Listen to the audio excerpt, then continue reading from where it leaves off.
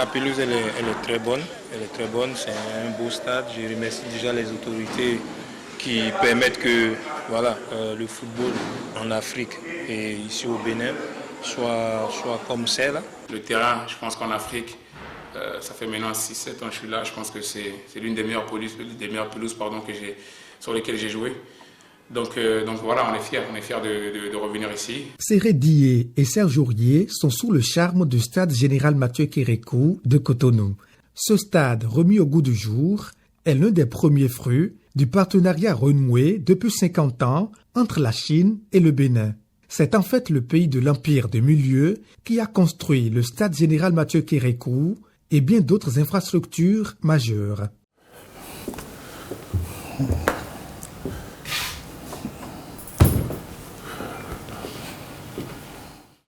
Nous avons le palais des congrès de Cotonou qui a renforcé la capacité d'accueil du Bénin des conférences internationales. Nous avons le bâtiment administratif du ministère des Affaires étrangères, également le bâtiment administratif abritant le ministère de l'Industrie et du Commerce. Nous avons les 2 tours administratives abritant 4 ministères. Autant d'infrastructures réalisées dans le domaine administratif qu'il faut compléter par des infrastructures dans le domaine routier, notamment l'échangeur de Godomain pour le bonheur des populations de Cotonou, ainsi que la route Boycon à Kassato. Et si aujourd'hui vous faites un tour dans tout le pays, beaucoup de chantiers de construction routière chinois sont en cours de réalisation. Mais également pour la construction du lycée technique de Dakasato a été réalisé grâce à la coopération chinoise. À cela s'ajoute la construction de centres de santé, l'hôpital d'instruction des armées de Parakou à titre illustratif, ou encore le centre hospitalier départemental CHD Monokufo de Lokossa, qui accueille d'ailleurs des missions médicales chinoises. De 2002 à aujourd'hui, c'est la 3e fois que je viens au Bénin. Je travaille à l'hôpital de Nadidangu et au centre hospitalier départemental du Monokufo. La mission médicale chinoise fera du mieux pour la vie et la santé du peuple béninois, transmettra l'amitié sincère du peuple chinois et apportera des contributions positives à l'approfondissement de la coopération médicale et sanitaire sino-béninoise et la promotion du développement de relations sino-béninoises.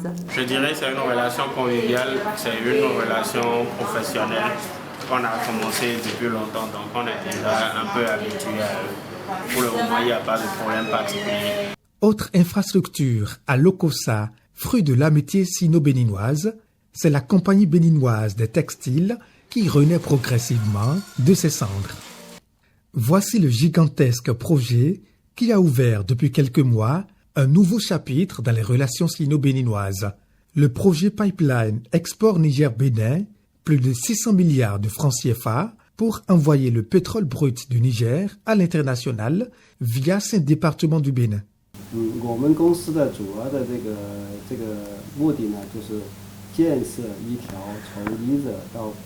Nous nous occupons de la construction et de l'exploitation d'un pipeline d'export Niger-Bénin.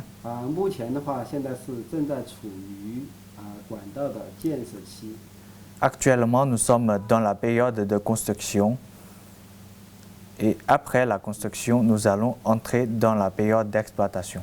Les ouvriers locaux normaux tels que les soudeurs, électriciens, grutiers avec qui nous travaillons sont bien qualifiés. Cependant, pour la construction de pipeline, nous avons besoin des ouvriers spéciaux. Ainsi, nous recrutons les ouvriers locaux pour les former avant leur prise au poste. Et nous leur délivrons un certificat pour le poste après la formation. Dans ce quartier général du groupe WAPCO à Cotonou, il règne une ambiance illustrative de l'amitié retrouvée depuis 5 décennies entre la Chine et le Bénin. Yannick mange beaucoup. Je travaille pour le département GS c'est l'administration, donc je parle beaucoup avec les emplois locaux. Je pense que c'est très bien. Ici chez nous, à WAPCO, les Chinois ont mis en place un système pour nous permettre d'apprendre la langue chinoise pendant nos heures de travail. Vous imaginez, nous apprenons le chinois tous les lundis de 15h30 à 17h30 et tous les jeudis de 15h30 à 17h30. Et c'est pendant les heures de travail. Et c'est les Chinois, l'entreprise WAPCO, qui a négocié un partenariat avec l'Institut Confucius pour nous permettre d'apprendre le chinois. C'est pour vous dire qu'il y a une ambiance de fraternité entre les collègues chinois et les collègues locaux. Grâce à l'Institut Confucius, de nombreux Béninois parlent couramment aujourd'hui le mandarin, la langue chinoise.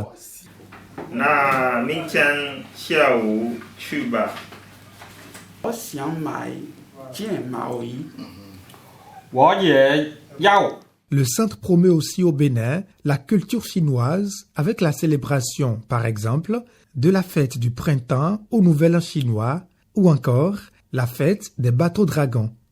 L'un des secteurs les plus en vue de la coopération sino-béninoise, c'est le secteur commercial avec des échanges de produits entre les deux États, des produits sortis directement d'industrie. Dans le domaine de l'industrie, il y a un projet important de développement de zone économique spéciale, Agro-Djibé. De façon spécifique avec la Chine, cette zone permettra de créer plus de valeur ajoutée sur, par exemple, les noix de cajou qu'on peut exporter sur le marché chinois. Nous exportons également le coton entre-temps sur le marché chinois et donc à travers cette zone, on peut créer de la valeur ajoutée sur le coton béninois qu'on peut exporter sur le marché chinois. Avec la mise en œuvre du programme d'action du gouvernement, nous allons plus créer de valeur et aller sur le marché chinois pour quand même capter les ressources issues de nos exportations vers ce marché-là. Nous sommes dans l'un des centres névralgiques où le brassage entre Chinois et Béninois se fait au quotidien. Ici, au centre commercial chinois, la plupart des clients sont béninois. Comme c'est ici, on va peut-être faire... Ça se voit d'ailleurs, il y a quelques entreprises chinoises qui évoluent sur le terrain. Je crois qu'il faut renforcer cette coopération pour que ça aille de mieux en mieux.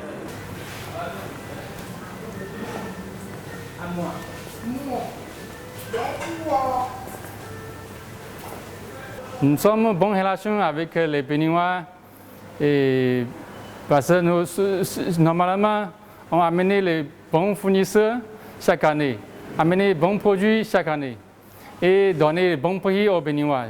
Tout le monde connaît. Ici, le prix est plus bas qu'ailleurs. La Chine a visiblement pensé à tout dans ses relations avec le Bénin, la gastronomie aussi. Les Béninois de Cotonou ou de passage dans la capitale économique assouvissent leur faim dans ce restaurant depuis des lustres. Je pense que ce restaurant, vraiment, c'est le meilleur restaurant chinois qui le fait au Bénin. On a des raviolis, on a de la viande dedans. On peut avoir aussi avec des légumes, comme des crevettes. Il y a des bains de crevettes ici. Il y a du poisson avec des légumes, surtout ça, surtout des légumes. Ça, je précise ça, surtout des légumes. Vraiment, parce que les légumes, vous n'allez pas avoir un plat chinois sans légumes. C'est pas possible. Vous avez le riz, pour accompagner le riz, pour accompagner ça, le riz cantonais. Très, très intéressant, très intéressant.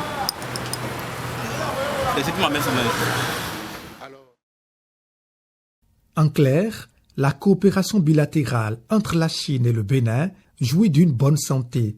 À l'institution qui joue le rôle de premier interlocuteur avec l'Empire du Milieu, cela ne fait aucun doute. Les relations diplomatiques du Bénin avec la Chine sont plus vieilles de 50 ans, puisque ces relations ont été établies en 1964 et puis suspendues en 1967 pour des raisons politiques. Et ces relations ont été rétablies en 1972 avec l'avènement du régime militaire révolutionnaire dirigé par le président Mathieu Kérékou. Depuis lors, les relations de coopération entre les deux pays sont au beau fixe et se caractérisent par la tenue de plusieurs activités, l'implication de la Chine dans le développement du Bénin et précisément dans le cadre de la mise en œuvre du PAG, que ce soit le PAG 1 et le PAG 2, et également par un dialogue politique au plus haut niveau qui est également au beau fixe.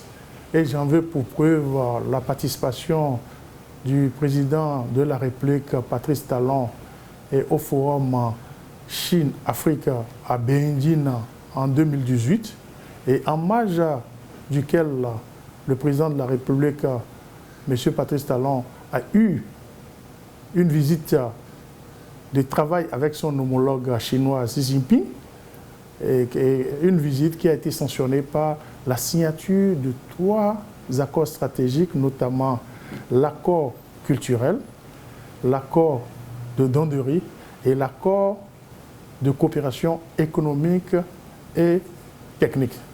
Globalement, ce qu'il y a lieu de retenir pour cette coopération au cours des 50 dernières années, c'est que cette coopération s'est caractérisée par une sincérité et elle est multisectorielle et très dense et très variée, à la grande satisfaction des deux partenaires et plus particulièrement le peuple béninois qui a bénéficié largement des réalisations de la Chine au Bénin.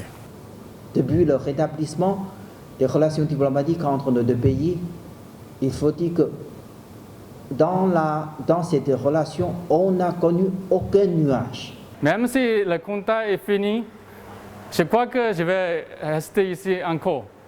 La Chine a récemment été d'un grand soutien au Bénin dans sa lutte contre le Covid-19. Dès les premières heures de la pandémie, il y a eu des dons en matériel de protection et en vaccins plus tard. Ces bonnes relations entre les deux pays offrent aux yeux de beaucoup d'observateurs de belles perspectives. D'ici les 50 prochaines années, la coopération rétablie entre la Chine et le Bénin aura un siècle d'existence. Pour un bilan plus rayonnant en 2072, les deux États misent sur les acquis positifs actuels et l'engagement sans faille de leur première personnalité.